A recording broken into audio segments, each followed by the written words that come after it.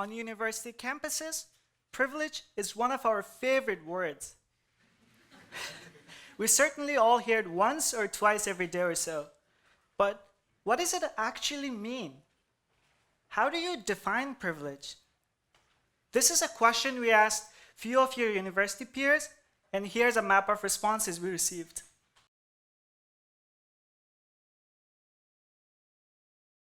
Now, put yourself in my shoes for a second. Don't worry, I'll help you through it.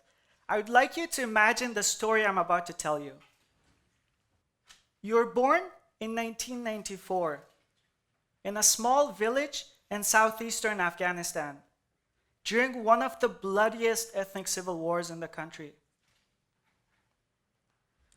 When the Taliban takes over in 1996, your family spends the next 6 years of your life bouncing across borders, searching for a safe place to live. Your first memories are of one of those trips. It's not exactly like your typical visit to your summer house on the beach or in the countryside, but a long 6-hour walk through the cold, slippery mountains separating Afghanistan and Pakistan. Your first identity is formed when you return to Pakistan. It's not of a soccer player or a spelling bee winner, but of a refugee. You ask your parents why you live in Pakistan.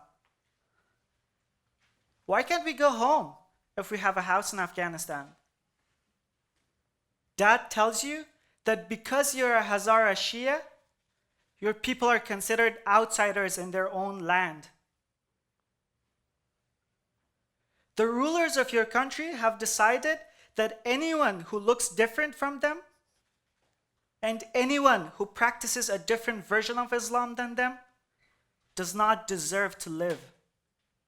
As you grow up, you learn that your ancestors were never accepted as a part of the country since the emergence of Afghanistan. Your bedtime stories are not of ugly ducklings or 7 dwarfs, but of slavery and massacre of people like you. And as these stories grow bleaker and bleaker, so does your opinion of those on the other side of the ethnic divide. We've all had those moments, right? Growing up hearing these stories and experiencing discrimination firsthand, I had no choice but to define my identity according to my religious and ethnic background. I identified as a Hazara Shia from Afghanistan, the bottom of socioeconomic hierarchy in the country and perhaps in the world. I believed that those who had subjected me to this reality owed me. Time moves on. I returned to Kabul in 2002, where I continued with schooling. The country was still very divided along ethnic lines. I lived in the Hazara area, and thus all my friends and classmates were Hazaras. All along, I did not forget that I was the underprivileged, almost the second-class citizen.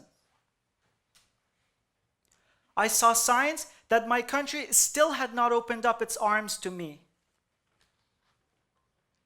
Even now, my government, which is supposed to protect me, stays silent in the face of kidnapping and killing of people like me. I would feel unsettled every time I walked past that burned bridge that separates the Hazara and non-Hazara areas. In 2010, a stroke of fate landed me and an American friend of mine in a camp for displaced persons in the outskirts of Kabul. I was shocked the moment I entered the camp. Muddy, makeshift houses, dust-filled, unbreathable air, and dirty, despondent faces of children and adults, soot ingrained in their very beings.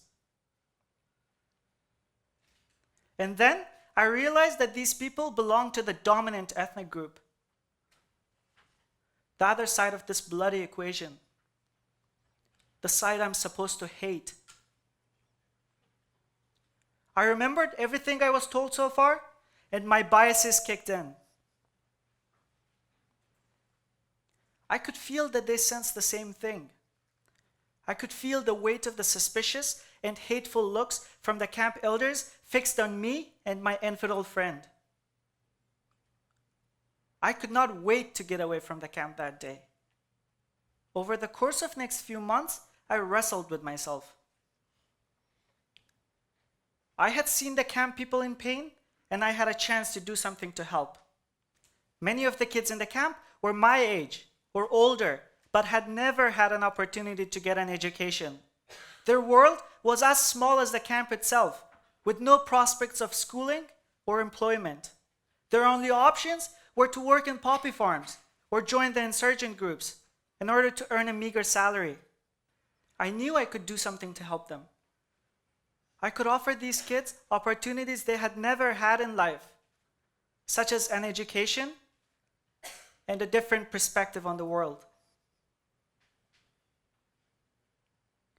And then came when I had to make a decision.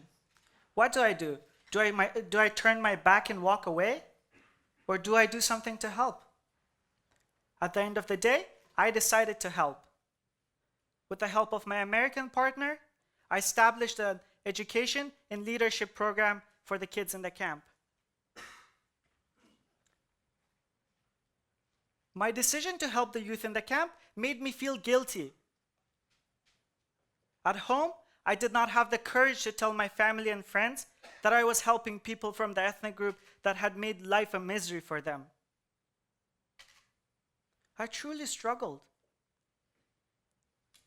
Why wasn't I helping people from my own ethnic group, the ones who truly were underprivileged?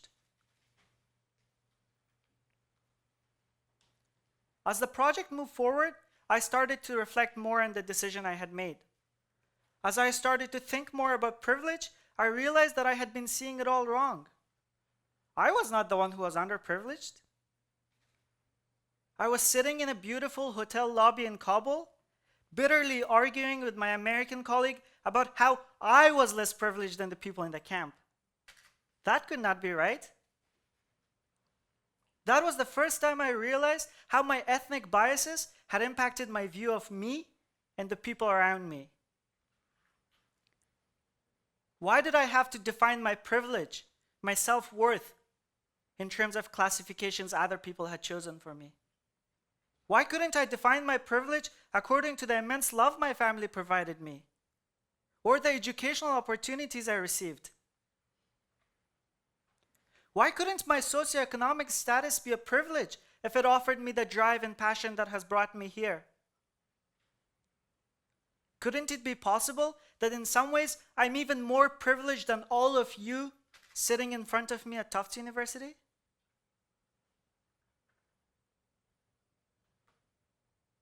When I arrived on campus, I was shocked to see how much of the discourse was dominated with arguments about privilege. Here, we define privilege strictly according to race, ethnic group, country of birth, socioeconomic status, gender, sexual orientation, and religion. We thus divide society into two distinct groups, privileged and underprivileged. We sit in the dining halls eating endless froyo, bitterly arguing about who is or isn't underprivileged, when we know nothing can happen to us on this protected campus. Now, isn't this a little meaningless? These conversations, which at the end of the day have little impact on the grand scheme of things, do nothing but to strain our relationships. We shut down voices of our friends who are from specific socioeconomic or racial backgrounds because we think only we know what it means to be underprivileged. These arguments often become a race to the bottom, with everyone trying to prove that they are less privileged than the next person. But what if all it took to move forward was to stop seeing people as the boxes they check and instead as the humans they are.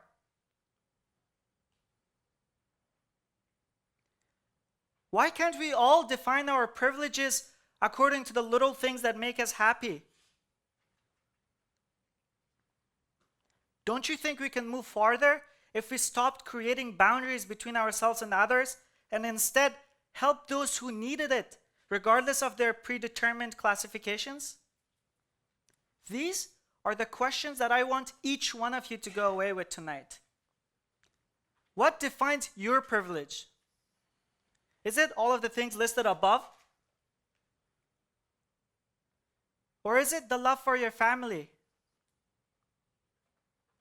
The happiness you feel walking from class? Or even Netflix time? How are these perspectives changing the reality of society? Or even our own lives? What does it mean that the person sitting next to you has more or less privilege? Thank you.